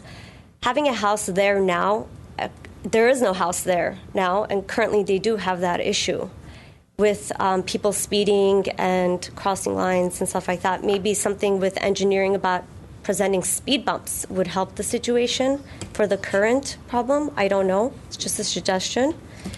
They're worried about the construction, trucks. That's temporary until the house gets built, I understand. And I'm sure there's measures that the companies and everybody has to have guidelines to make it safe environment for everyone. But as far as the design, we meet all the zoning codes. So. Thank you. Thank you very much. So with that, I'd like to close the public portion. Mr. Charchin, do you want to start off? Yeah, I'd like to start off, and I want to first state that my apologies for being a few minutes late. I had a situation I had to deal with. As far as this particular street, I'm extremely familiar with it. I have really good friends that live up this hill, and I've probably driven this route, I'd say 50 times, and experienced a lot of things that the folks that are in the audience have stated. And we do have I think, unique condition, road condition, but that is something, unfortunately, that we don't have the purview to deal with. Okay, we're here to talk about the design, if it fits into the neighborhood, and also if the amount of grade is appropriate for the lot, the amount of dirt being removed. So I would encourage the residents who maybe are coming together in this opportunity to take the issue of safety, which is a very serious issue, to the other departments in the city, traffic, and even city council, and get together to address it. I think it would be great to have this section disallow parking. And I think that the only person that would be affected would be the proposed home, because there is no other home on this section of Cielito. There's a debris basin there, and the other two homes are really not on that curve. And that's why you've had a area that doesn't have cars, and that's probably why people have kind of driven a little bit erratically in that section, because they're not expecting anyone to park there, right? I've almost hit a deer on that same exact spot, so I understand it's not a great road. But if that road wasn't there, a lot of folks would have to go all the way around to get there. So the road is what it is. As far as the CCNR issue, I think it's a concern, but it's not something that we can, I think, deal with. I mean, I know we can't deal with it because it's not in our purview. I would, though, recommend a condition that the staff work with applicant to clarify the CCNR issue, because if the CCNRs say that they can't have a 3-story building and it goes with the property, then they can't have one, and the discussions we have here are moot. I suspect if there are CCNRs as to the issue, that they are as to the view lots that are on Deermont and not this particular lot that's stuffed into the hillside. But that's, I think, something that we can condition and then go on to the discussion about design. Okay. And the way we could condition that would be that applicant obtains an owner's policy report that clearly outlines anything that's recorded against the property. If such CCNRs are recorded, then all of a sudden staff would basically stop the project at that point and reassess. Yeah. And as far as the design elements go, I was when I first read the briefing on it being a 3-story project on Cielito, I thought to myself, what are they, crazy? And then I saw the lot and I said, okay, they're pushing into the hillside. That makes sense because there is a stacked, one-story construction that goes up Cielito from that very first house that's on the knoll all the way up. So at first I thought maybe that this house is one of the ones on the continuation of Cielito. Here, I think the design has spent a lot of effort trying to push it into the hillside so that it's not visible from either Cielito, Starvale, or the other properties above it. I do have some, concerns about design, but I think we can address them as we continue our conversation. Thank you, Mr. Chair. Mr. Marty? Well, thank you, Mr. Chair. I agree with some of the comments that Mr. Charcham made.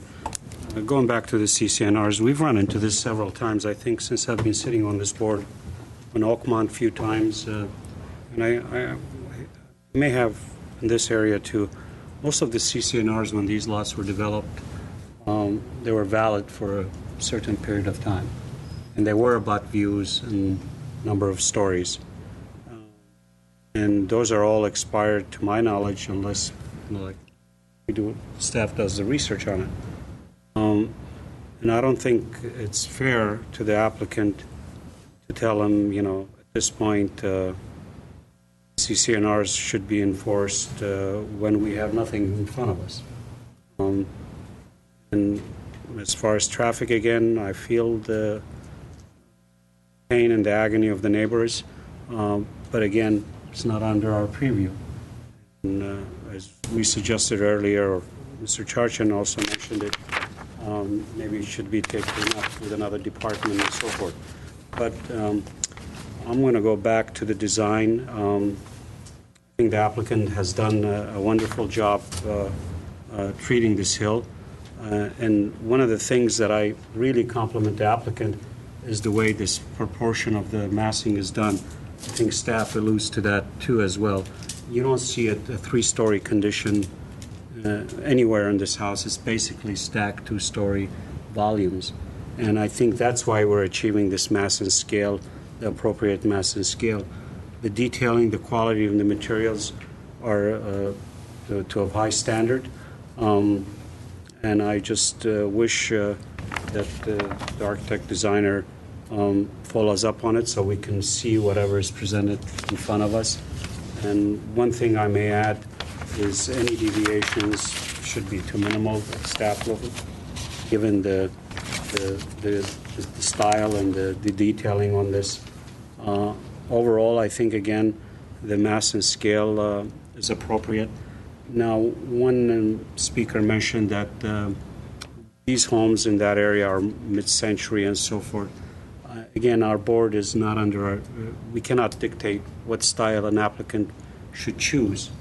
And I think this is a proper style for a hillside, and I think they've achieved and conform with our hillside guidelines.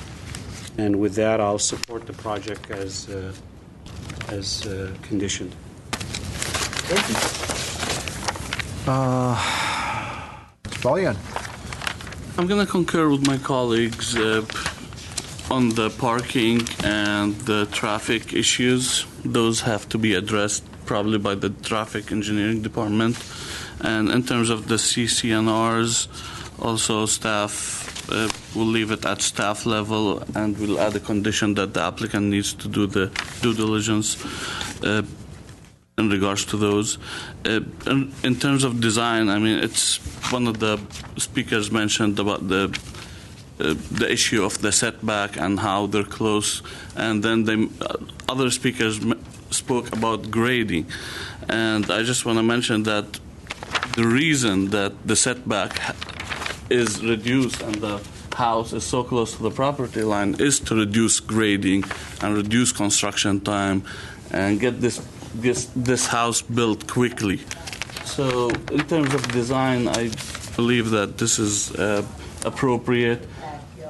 Mass and scale is appropriate. The way it terraces, the tallest portions of the house is pushed to where it mimics the contours of the hill, and it's pushed. It's pushed with the contours. I think it's a well done design. Detail is good. Materials used and details support the style of Spanish Mediterranean. So I'm in support. Thank you, Mr. Chair. Before, sorry, I didn't mean. No, I'm done. I still want to discuss the roof treatment if the board wishes to, but I could do either way. Okay. Thank you. I live off of the Chevy Chase area, and I live in a hillside property, and in order to get to my house, I go up a very similar scenario as what is being described. You can't literally go faster than 15 or 20 miles per hour without being of hazard to yourself or others. And there's always people that are speeding down these streets. And I've almost been in wrecks, I don't know, 3, 4, 5 times, where you literally have to pull over and like almost go in the bushes to avoid somebody. I get it. I understand it. It's a dangerous situation. And the reason why I'm starting off with that is that this board cannot stop construction on a home because of that. Every one of the homes that you guys live in were built on the same street. So at some point in time, the neighbors, people dealt with a nuisance. Now, in order to alleviate this dangerous situation, you need to take some of the advice that's being taken or given and unite and go to the transportation department and also city council. It's not a difficult thing. You just literally have to go and voice yourselves and make sure that at least one side of the street, if possible, get no parking signs put up. It happens all the time if enough people go out. So it's possible. You might even get it on both sides of the street. I don't know. But it is not a difficult thing to achieve. You're dealing with a home. It's a property owner. They have private rights. They have property rights. So this board cannot say, you can't build on this because the street is too narrow. Then that would make all your homes incompatible by some way. So you just have to see that what is being asked of this board is not in our jurisdiction. So I wanted to start off with that. Insofar as the design of the house is concerned, it's well designed, and I absolutely agree with my colleagues in that it's labeled as a three-story because of the way the code is written, but it's really a 2-story and then a 2-story. So as you look at it from the front, you don't really see a 3-story. We see a lot of upslope homes that come in front of this board that are absolutely massive compared to what's being proposed at this point in time. So it's kind of refreshing to see actually that the roof deck is above that living level, that it's not on top of the last story. It's kind of nice how they have dual retaining walls at the rear to minimize the amount of wall. It's nice that they're actually giving away some of their backyard that they could use because of those dual retaining walls and the fact that they're not pushing them further into the hillside to get more of a yard. So they're really doing everything they could possibly do to try to make this work. So I do support the project. I do recommend you guys all unite, keep this positive, energy and make something of it because it is very easy to do. And staff could help you and lead you in the right direction as exactly who to speak to get this done. Insofar as the CC&Rs are concerned, I absolutely think it's a good idea for us to condition that staff should get an owner's policy. That's a title report. Anything recorded against the property will be outlined. If there is any kind of a CC&R that in any which way creates a problem, then those CC&Rs need to be reviewed by the city attorney. And if it does conflict with what is being proposed, then this project needs to come back in front of us. And I believe that's a really good way to deal with the CC&R matter. Insofar as the entryway is concerned, I'm okay with what was presented today. But I could go either way on it. It's not a really big issue for me. I'm not really sure what all the background conversations were, but those are my thoughts. So is there any specific thoughts on to the entryway? I know, Mr. Mardian, you're pointing towards this. I prefer to get rid of it. So we prefer this scheme. Okay.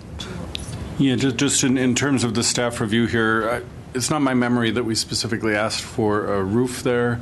It does look a little flimsy as drawn. We did ask because we don't see unsupported volumes in a classic Spanish colonial. I believe what we were looking for was some sort of lintel beam running under the base of that projecting volume and possibly a column coming down to give it some visual support. I think that's my memory from our design review meetings. We've supported. You have the corbels underneath, though, underneath the overhang. I don't know if Mr. Plant could see what we're talking about, unless he's got the eyes of a hawk. Oh, no, we did, and we also were a little concerned about these, the length of the projection of these corbels, where, they're basically a ceiling treatment rather than something that's visual. But I do see. Oh, there's a wall coming down here. That's what I missed. Okay. So, I think it could even be something as simple as just a beam across. Yeah, it could be a beam the opening underneath the corbels. Okay. So, generally, it seems as though the board is leaning towards the scheme as alternative entrance as presented at the hearing. We're with or without a lintel. With a lintel. With a lintel, okay. Okay. So with that, can we hear the staff conditions? We only have two. We can do one each. Well, we actually, we included 3 conditions as part of the staff report, which would be to, show the the roof drainage, the gutters, the downspouts, and all the elevations for staff review prior to plan check submittal to accommodate. Second, to accommodate any site drainage in a concealed manner. Third, to provide cut sheets and location of all fixtures. The 2 that were added would be to have the applicant obtain an owner's, is that correct? The owner's policy report to determine any encumbrances on the property and to verify with staff that the CCNRs allow for the development of the lot of the project as approved, as proposed. It's the other way around, that there are no CCNRs that prevent a house as proposed being built. Okay. We'll obtain a copy of the CCNRs. We'll look to see if there are any issues regarding height or views. If the CCNRs are even part number of stories. And just for clarification, it might be that there are no CCNRs attached to this lot, because it might not be have been deemed a view lot at the time of construction. It may not have been a lot at the time. And if it isn't, then it would not show up in the title report. But that's why it's better to word it as if there are CCNRs that disallow or conflict with what is proposed, then said CCNR shall be reviewed by the city attorney, and if there's any conflicts, then staff could recommend it come back in front of us. Well, and again, if there are conflicts and they have to redesign the project would have to be redesigned and then presented as a new project. So it would not be coming back. That's why I want everyone to hear what the result is and how it's going to play itself out. Okay, so, and then the second one would be to move forward with a scheme that was presented to the board at the meeting with or without, is that with or without a lintel? With a lintel. With a lintel, okay. And I'd like to also add, if you would, Ms. Simazidis, is maybe this group could unite and have one point person, and that point person could work with Ms. Simazidis, and she'll point you in the right direction with transportation and how to come in front of City Council during oral communications and bring this item up. But it's something that I think, you could do over the months and get something done. It's very easy to do. It's not a difficult thing. Okay. May I entertain a motion? I'll make a motion to approve the project with the conditions. All right, thank you, Mr. Mardian. And is there a second? I'll second it. Mr. Benlian. So in terms of a roll call, Board Member Charchin? Yes. Board Member Benlian? Yes. Board Member Mardian? Yes. Chairman Simonian? Yes. The motion passes to approve with conditions. And we have the minutes to approve. Correct. We have 2 sets of minutes. One would be from the meeting on May the 26th, and board members Benlian, Charchian, Simonian, and Mardian were present. So all four of you were present. I was present for the first case, Mr. Matakis, so.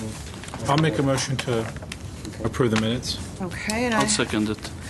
I have a motion by board member Charchian and a second by board member Benlian. I'm sorry, was there a correction that you were making, that you were not present for the second? I was just, unfortunately, I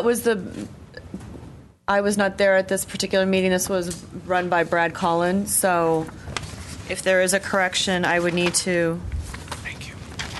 And this would be for the Honolulu Avenue, Mr. Mardian. Were you not there? I was here for the Honolulu, but not the remainder. So I'd like to revise my motion for approval of the minutes my motion would be to approve the minutes for May 26th with the correction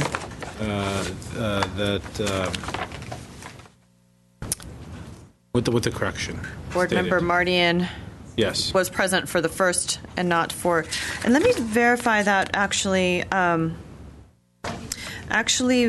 It's shown here for Gladys Drive. It says that board member Mardian was absent, and he was also absent for the Salem Street. Yes. It just doesn't show that you actually left at what time. So perhaps that was not noted by the.